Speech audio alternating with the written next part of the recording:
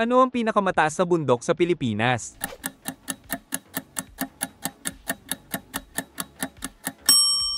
Answer B. Mount Apo.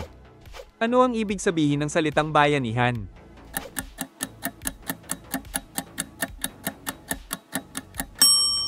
Answer A. Pagtutulungan. Anong pulo ang pinakamalaki sa Pilipinas?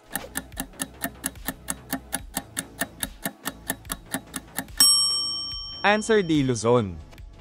Sino ang sumulat ng Noli Me Tangere?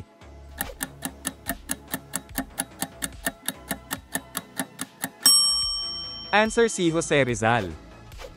Alin ang sagisag ng kalayaan?